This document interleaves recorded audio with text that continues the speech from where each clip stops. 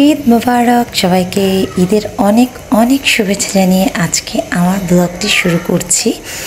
এখন সকাল 7টা বাজে, যেহেতু কুরবানির ঈদ। সকাল সকাল ঘুম থেকে উঠেই একটু ফ্রেশ হয়ে যখন বেলকনি দিয়ে তাকিয়েছি, তখনই দেখছি যে গরুকে গোসল করে কুরবানির জন্য প্রস্তুত করা হচ্ছে। আর এদিকে হচ্ছিল আমি দেখছি অনেকক্ষণ ধরেই, কিন্তু বেবি দুজনকে ওঠানোর অনেক চেষ্টা করছি। দেখি ওর দাদি চেষ্টা করছে যে ওঠানো যায় কিনা। রোজা রাফা উঠে গেছে, উঠেই ওর বুবু গরু দেখাচ্ছে, বুবুর সঙ্গে গরু দেখতেছে। আর বুবু বলছে যে এখন আজকে তো কুরবানির ঈদ, দেখো কুরবানি কীভাবে করে। আর বুবু বলছিল যে কুরবানি যেহেতু ওরা এখান থেকে দেখতে পাচ্ছে না, ওদেরকে ছাদে নিয়ে যাও, ওরা ভালো করে দেখতে পারবে। আর দুই মেয়েকে নিয়ে যাচ্ছি ছাদে। আর ছাদে আজকে আর আমাদের কুরবানির সাথে সাথে কিন্তু রাস্তায় অনেক কুরবানি হবে, সবগুলো কুরবানি দেখবো। আর রোজা রাফাকে নিয়ে কী করছি, সকালটা কীভাবে কাটালাম, সেটাই আজকে আপনাদের শেয়ার করব। সো দেখতে থাকেন আজকে আমাদের কুরবানির ঈদের সকালবেলাটা। আচ্ছা হ্যাঁ, তুমি কি দেখতে যাও? তুমি খুলে ফেলবে, আমাকে হেল্প করতে দাও। যাও যাও তাড়াতাড়ি, আমরা কুরবানি দেখবো। দুজনে একদম অনেকক্ষণ ধরে ঘুমাচ্ছিল। চলো আসো আসো আসো আসো, কুরবানি দেখার জন্য দুজনকে তাড়াতাড়ি নিয়ে এসছি। এই এই রোজা দাঁড়াও, ঠিক আছে রোজা, এটারও বিশাল বড় একটা কাহিনী আছে। হ্যাঁ, এই যে ইব্রাহিম আলাইহিস সালামের ছেলে ইসমাইলকে আল্লাহ মানে প্রিয় যে জিনিসটাকে তুমি ত্যাগ করা, যেটা সেটাই হচ্ছিল কুরবানি, বুঝছো? ওই দেখো, আর রোজা দেখো, ও পুরা রাস্তা পরে কুরবানি দিচ্ছে, ঠিক আছে? রক্ত, তোমার কষ্ট হচ্ছে, থাক, এইটা তো কুরবানিরই কুরবানি হচ্ছে, দেখছো? হচ্ছে দেখো, এই যে আমাদেরটা এখন না না কুরবানি দিচ্ছে, এটা আমাদেরটা। আর এই যে আমাদের ছাগল, দেখছো তাপা? এই যে দেখো আমাদের একটা নিয়ে এসছি, জানো? দেখছো রোজা, রোজা দেখো যে আমাদেরটা কাটতেছে, মানে কুরবানি দিচ্ছে।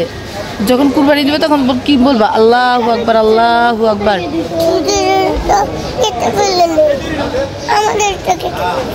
এই যেটা আমাদের, আর এই যে আমাদের ছাগল। আর মেহেদি পড়া, ও রোজা 2 হাত ভরা মেহেদি পড়েছে, আমাকে দেখাচ্ছে মেহেদি পড়া, অনেক সুন্দর। যে গরু রাখা হয়েছিল, আর যেহেতু কুরবানি হয়ে গেছে, থেকে ক্লিন করে ফেলতেছে।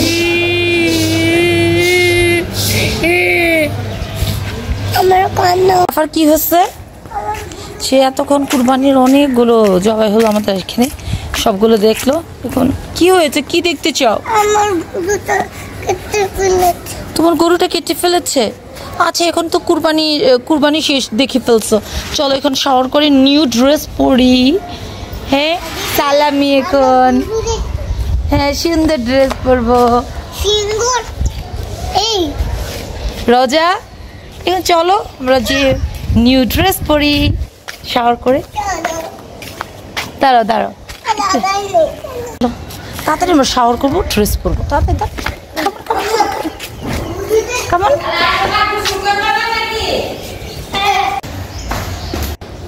আমাদের দিন সকাল সকাল রাফা শাওয়ার করে ফেলছে, তাই না? আবার টিভি দেখছো? এখন আপু শাওয়ার করবে,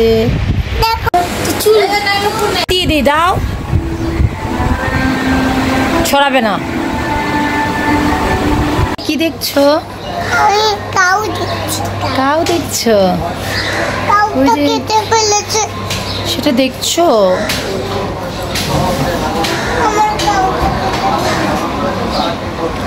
দেখি তোমার কাউটা, তোমার ট্যাগটা কাটতে পারিনি, কেচি খুঁজে পাচ্ছি না।